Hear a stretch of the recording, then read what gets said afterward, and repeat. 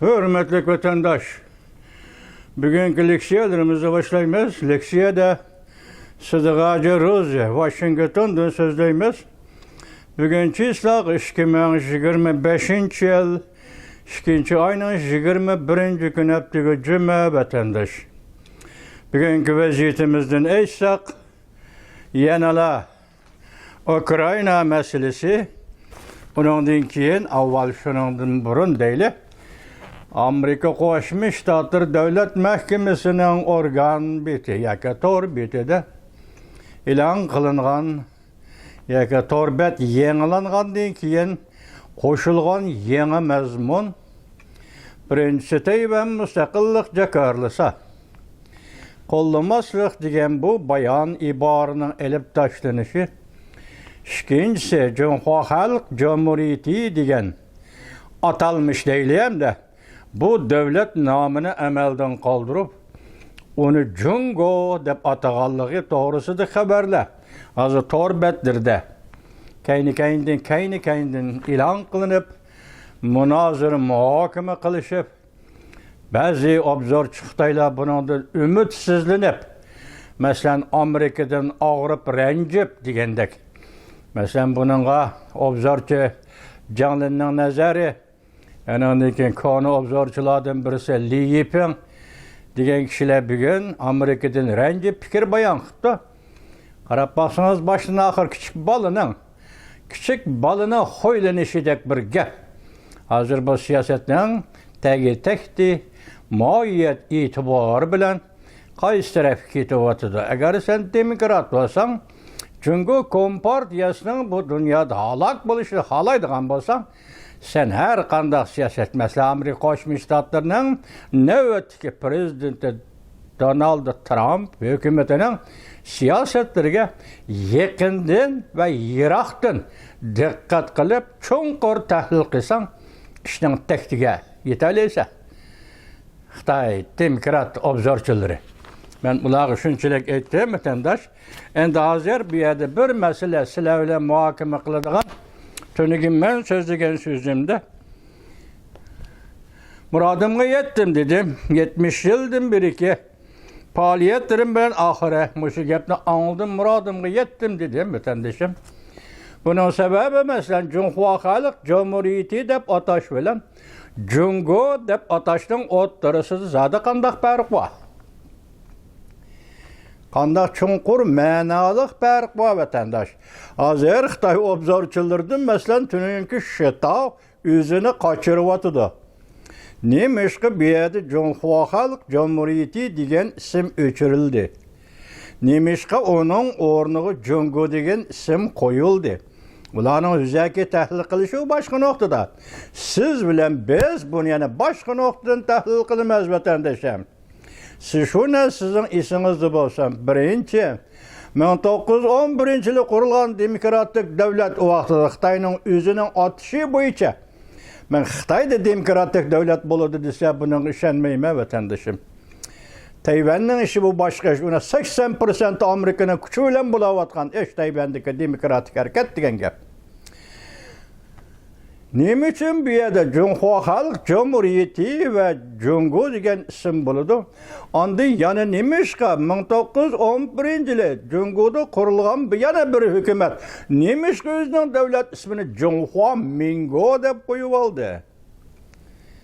Buni hozir tövəndə biz ayrım tahlil qilamiz. Avval sizlar mana anlanglar vatandoshlar. Amerika Qo'shma Shtatlari Davlat Mahkamasi tor betini mazmun o'zgartish bilan yangilaganda Jungoga munosabatlik bayonlarni o'zgartib, Jungoning adolatsiz savdo harakatlarini va Amerika Jungo o'rtasidagi strategik raqobatni ta'kidladi. Mavzuli xabar 2 ayning 20 kuni Amerika ovozidan Xitoy til programmasi e'lon qilindi. Xabar bunday boshlandi. Washington Amerika Qo'shma Shtatlar Davlat Mahkamasi yaqinda, ya'ni 2 ayning 13 kuni tor betida Jungoga munosabatlik mazmunlarni o'zgartib, yangilab, Jungo Amerika savdo munosabatlarini va ikki davlat o'rtasidagi strategik raqobat Amerika Jungo savdosidagi ta'sir farq va Jungoning Amerikaga qaratgan adolatsiz savdo harakatlarini nuqtaliq ta'kidlab, o'xshashlar Jungoga munosabatlik masalalarda va ittifoqdoshlar bilan bo'lgan hamkorlik hamda madaniyat va muhit masalasi qatorliq masalalarda Jungoga beriladigan yordam mazmunini torbatdan chiqarib tashladi. Amerika Qo'shma Shtatlari Davlat Mahkamasi organ torbiti yuqorqi mavzularni, masalalarni torbetidan chiqarib tashladi. Beijing doiralari haftaning 4-kuni, ya'ni 2-ayning 20-kuni bu to'g'rida inkos qaytarib, Amerika taraf haqiqiy ahvolni bormiladi. Jungoning tashqi siyosatini puchaklashtirdi deb tanqid qildi. Amerika Qo'shma Shtatlar Davlat Mahkamasi 2-ayning 13-kuni o'zining organ torbitida ba'zi davlatlar va rayonlarning faktlarini bayon qilganda o'zgartish va yangilash elib bordi. Amerika ovozi buningdan burun xabar qilib, mundaq ko'rsatgan edi. Buni biz sizlarga yetkazib qo'ygan dastlabda. Ko'rsatgan. Amerika Qo'shma Shtatlari Davlat Mahkamasi bu qatim Tayvanga munosabatlik bayonlarga o'zgartish kirgizganda Tayvan mustaqillik jakarlisi qo'llamaymiz deydigan bayonni amaldan qoldirganligi tashqi dunyoda diqqat qo'zg'adi.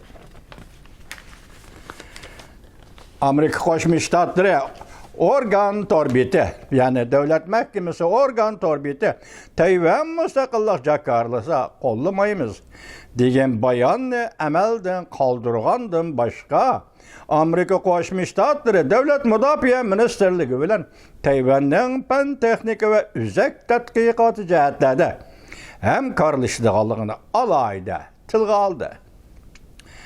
Davlat Mahkamasining organ torbiti o'xshashli mundaq bayon qildi. Amerika yo'lga qo'yishga bo'ladigan ahvol ostida xalqaro tashkilotlar Tayvanning xalqaro tashkilotlarga a'zo bo'lib kirishini qo'llaydi. Amerika Qo'shma Shtatlar Davlat Mahkamasi Tayvan mustaqillik jakarlisi qo'llamaymiz degan bayonni amaldan qoldirganda Beijing Amerikaning Tayvanga qaratgan maydoni chekinish yuz berdi deb hisobladi. Yaponiya iqtisod xabarlari Nikkei Asia xabarida mundaq ko'rsatdi, diqqat vatandosh. Amerika Davlat Mahkamasining organ torbitida Jungo to'g'risidagi faktlarga munosabatlik bayonlarda yangilash elib borganda Junxo Xalq Respublikasi degan atalmish davlat nomini o'zgartib Jungo deb atadi. Ya'ni bir diqqat vatandoshlar. Yaponiya iqtisod xabarlari Nikkei Asia xabarida mundaq ko'rsatdi. Amerika Davlat Mahkamasining organ torbitida Jungo to'g'risidagi faktlarga munosabatlik bayonlarda yangilash elib borganda Junxo Xalq Respublikasi degan atalmish davlat nomini o'zgartib Jungo deb atadi va Jungo bilan Amerika o'rtasidagi strategik raqobatni ta'kidlab, Amerikaning Jungoga qaratgan munosabatlarini negizlik holda ramkalashtirdi. Amerikaning Jungoga qaratgan siyosatlarini, yuqorqi yengilashlarni elib borgandan keyin Amerikaning Jungoga qaratgan siyosatini ramkalashtirdi, balki qat'iylashtirdi.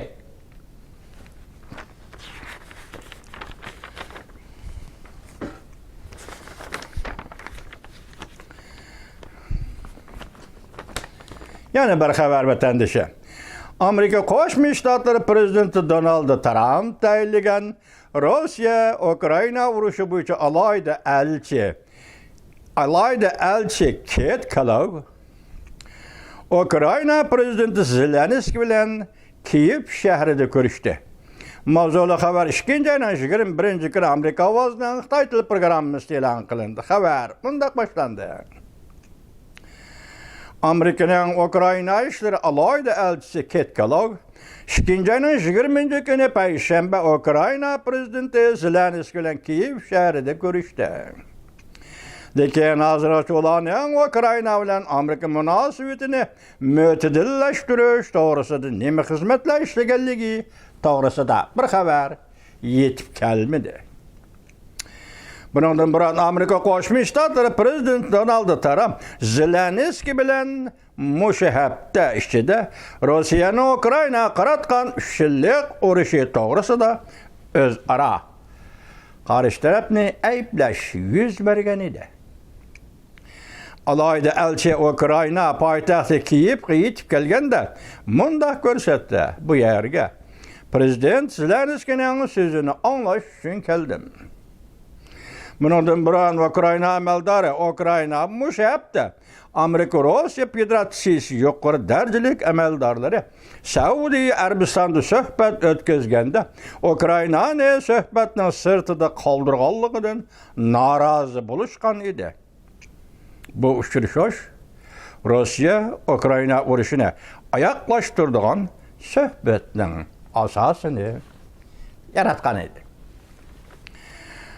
Ukrayna işleri bo'yicha alayda elchi Kate Kellogg prezident Zelenskiy bilan ko'rishgandan keyin tashqari dunyo bular birlikda muxbirlarni kutib olish yig'ini o'tkazadi deb faraz qilishgan edi. Lekin Ukraina taraf Amerika muxbirlarni kutib olish yig'ini o'tkazmaslikni talab qildi deb va bu ehtimollikni amaldan qoldirildi deb e'lon qildi. Amerika Qo'shma Shtatlari prezidenti Donald Trump mushahapda Ukraina tarafni tanqid qildi. Prezident Donald Trump Rossiyani ayblagandek tanqidlab, Zelenskiy saylovdan o'tmagan mustabid hukmron deb ko'rsatdi. Amerika Qo'shma Shtatlari davlat rahbari Ukraina taraf urushni keltirib chiqardi deb bishorat berganda Ukraina prezidenti Zelenskiy Amerika davlat rahbarlarini ayblab, Rossiyaning ta'siri ichida soxta uchurlar tarqalib yurgan bir makonda yashayotdi dedi. Ukraina prezidenti Trump Moskva foydali bo'lgan shart-sharoitlar bo'yicha urush kechiringlar, Ukraina pesh Amerika Qo'shma Shtatlari prezidenti Trump Moskvaga foydali bo'lgan shart-sharoitlar bo'yicha urush masalalarini hal qiladi deb ansiraydi. Rossiya navbatda Ukrainaning 5dan 1 qism xalqaro e'tirof qilgan territoriyasini egallab turibdi. Amerika Qo'shma Shtatlari muavin prezidenti J.D.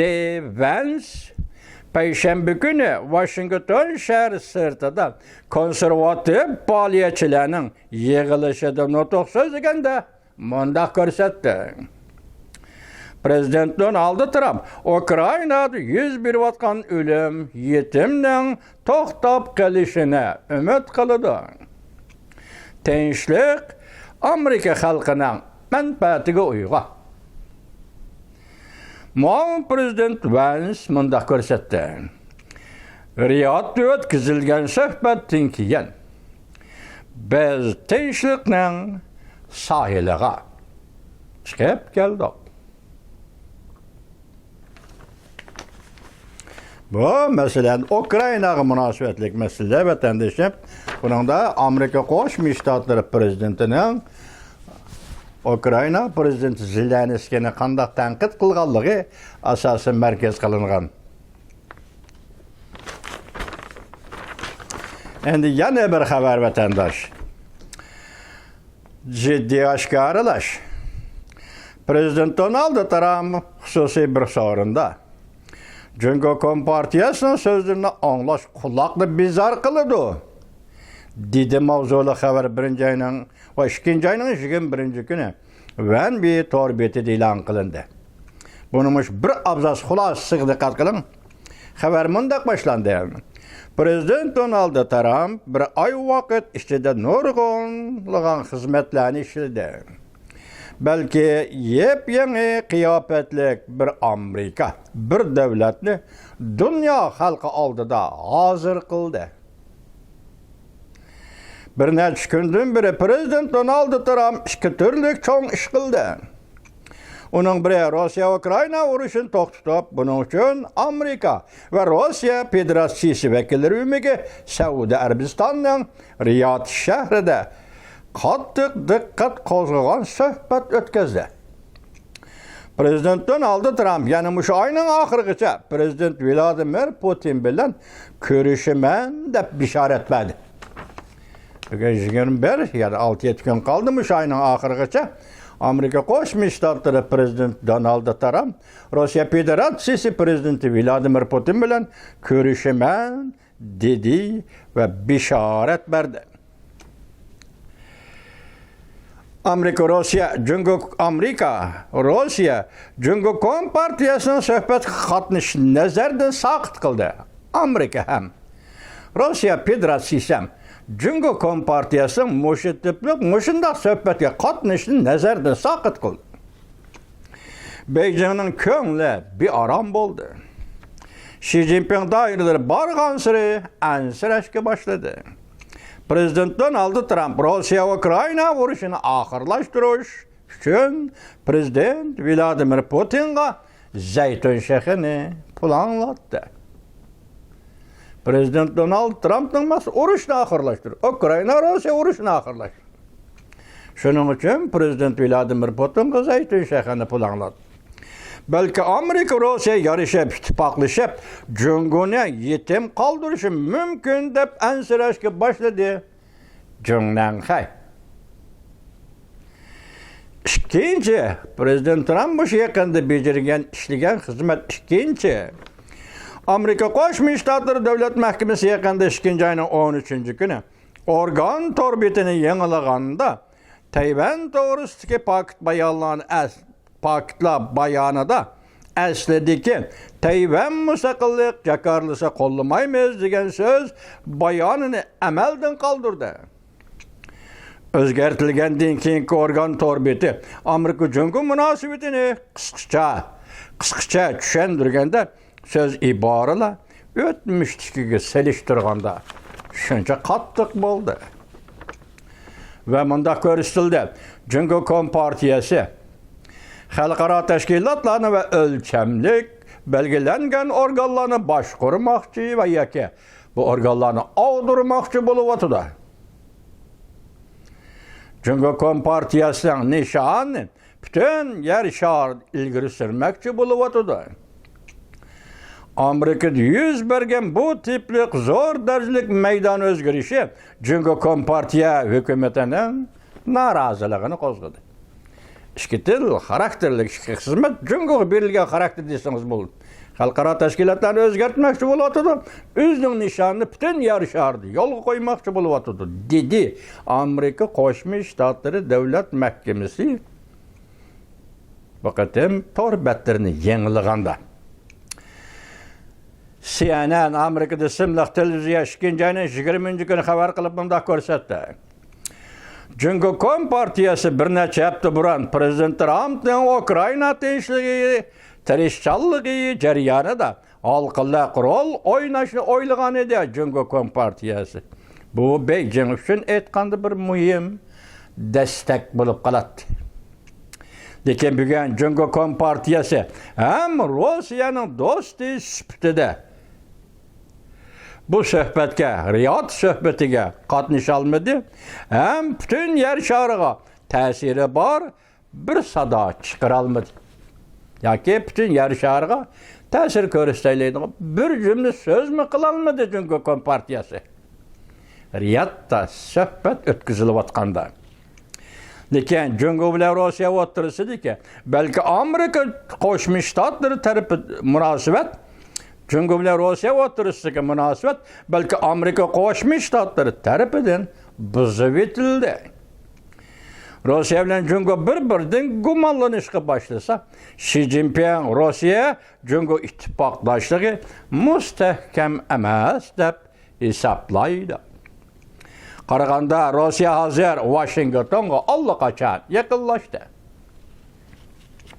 Prezident Donald Trump Rossiyani tanlab oldi.